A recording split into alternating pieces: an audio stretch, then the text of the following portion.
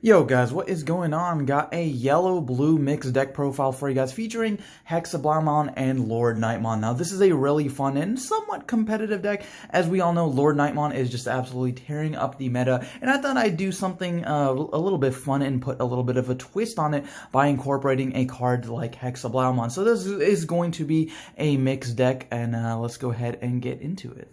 So starting off with the Digi-Eggs, this is going to be a yellow base, so I'm playing 4 copies of Pikmon and 1 copy of Koromon. This is, I think, the best lineup for a LordKnightmon deck. Basically, the goal of this deck is to still spam out your yellow level 3s and just your warrior types to get the 3 Digimon required on board for the Pikmon -1000. And then, of course, you've got Koromon as well as the 5th Digi-Egg, just the extra -1000 if you do have 3 security or less. So effectively does the same thing as Pikmon, but just in different scenarios. So that's going to do it for the Digi-Eggs. And then for the level 3 Digimon, I'm playing, of course, the best card in the deck, 4 copies of Starmons. This card is just absolutely ridiculous. I can't say enough about it. It's just so low commitment, but you get so much value out of it. Its ceiling is infinitely high, so if you got 5 Digimon on field and you drop this, you can get rid of, anything with 5,000 or less.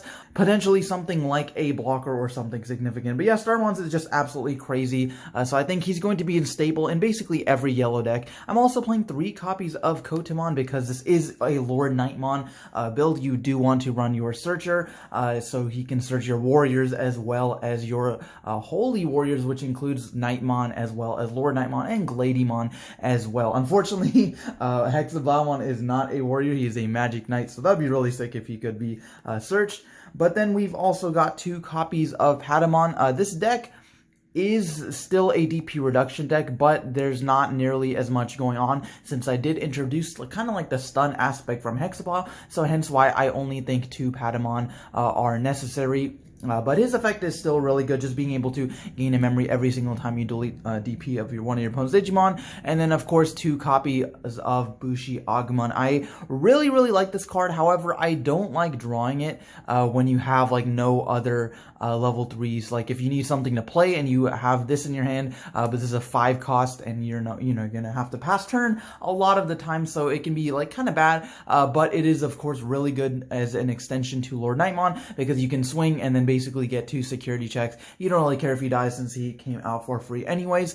And then lastly, I am playing 4 copies of Pulsemon. Pulsemon is just generically very good in every single yellow deck, and even though this deck is mixed, it's not really going to break it. It actually helps with the consistency because you just play him instead of, evolving him. You've got all these other guys to evolve on top of, but then you're just really going to play him and then get the draw off of his effect. Now, if you don't have access to Pulsemons, I'd recommend just swapping these 4 out for maybe, more of each of these respective rookies. So maybe another copy of Kotemon, another Patamon, another Bushi Agumon. Another really good one you could use is maybe incorporate some 2-drop, something like Sakaimon or starter deck Salamon into your strategies as well, or even the 1.5 Salamon that gets recovery on deletion. Totally personal preference, but I find this lineup for the level 3s to be really nice. So that is going to do it for the level 3s. And yes, no Lucemon. I'm not the biggest fan of Lucemon in the LordKnightmon deck. Throughout testing, I've just found he's like a big brick, and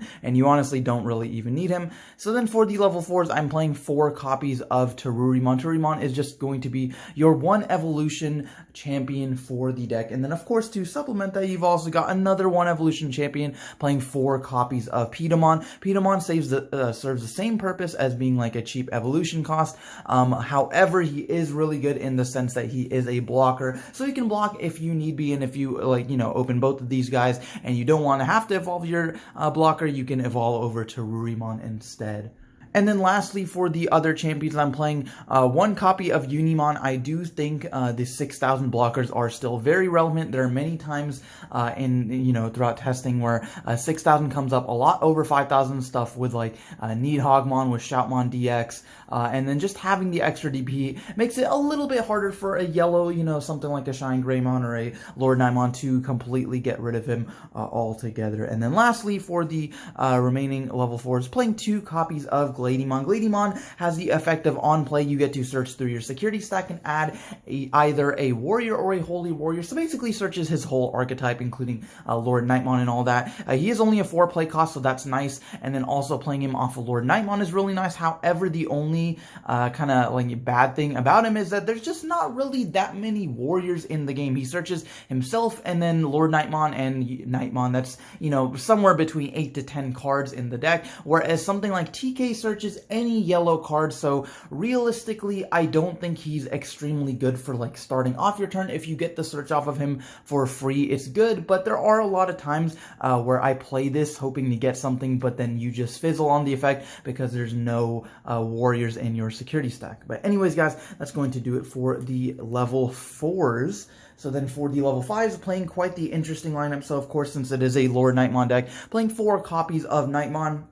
This card, I believe, is what makes the LordKnightmon deck so broken, because the fact that you can bring out a yellow level 3 from your hand is quite powerful. However, being able to bring out this guy who is a level 5 at no play cost, plus he has a powerful on-play effect, is just absolutely ridiculous. I think this is the reason why LordKnightmon is seeing so much success, because you swing with one of your LordKnightmons, bring out this guy, minus 4,000 on something, go into something like a Slash Angemon, that's another 8,000 reduction, 12,000 total, or you could even go into another LordKnightmon setup for the following turn, where then you have 2 Lords on field, so that can just be absolutely ridiculous. So I still do think this at 4 is absolutely necessary, even though he's kind of bad to evolve. He is a vanilla, and then this is what makes the deck spicy, is the 4 copies of HexeBlaumon. So HexeBlaumon, for those of you who don't know, during your turn, he is also treated as a blue Digimon. Not only can he evolve from a blue Digimon, but just in the battle area, he's also treated as blue, so you can evolve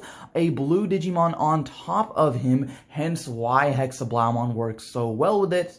He also has the effect during your opponent's turn. Their Digimon without materials gain security attack -1, so that's also a really nice stun effect. Just helps slow down your opponent even more. They might commit to the field with a bunch of level 3s or something, and then you can bring this guy out and then stall them until maybe you get into a LordKnightmon, then you can blow up their stuff. So I did have to substitute, you know, a couple copies of WarGrowlmon for this, just playing 1 copy of WarGrowlmon due to space reasons, but you really need to play 4 HexeBlaumon if you do want to play a yellow and blue mixed build, but that does kind of make the ceiling of this deck a little bit lower as far as like DP reduction, but again, it is quite the fun twist, and this can be quite relevant. HexeBlaumon and HexeBlaumon can be quite relevant in certain matchups, so it's nice that it makes the LordKnightmon deck a little bit more versatile if you want something more than just reducing your opponent's DP. So then for the level 6s, I'm playing, of course, 4 copies of the Royal Knight himself, LordKnightmon or Crusadermon.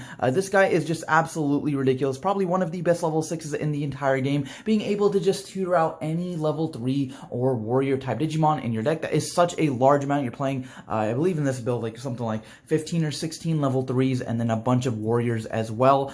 He can't bring out himself, however, I've been asked that before. He can only bring out warriors, not holy warriors or anything like that, but he is still quite powerful. And then not only that, but his DP gain, where you get plus 1,000 for like each other Digimon in play, is during both players' turn, which it makes it just so fantastic. It makes it so much harder for other decks to run over him, and especially in the mirror match as well. So then to supplement that, also playing 1 copy of Slash Angemon, just because he is really, really powerful, like I said, with the Knightmon combo. And then here we are, we've playing 3 copies of HexeBlaumon. So of course, you can only ever evolve this on top of HexeBlaumon, but the fact that you have TK to grab any pieces you need, like HexeBlaumon or anything like that, makes this deck a little bit more consistent. So 3 HexeBlaumon with 4 HexeBlaumon, I think, is fine. This guy's just absolutely fantastic, being able to strip materials, preventing your opponent from attacking with their powerful Digimon, basically stunning them, stunning things like LordKnightmon, like a Yellow War Greymon,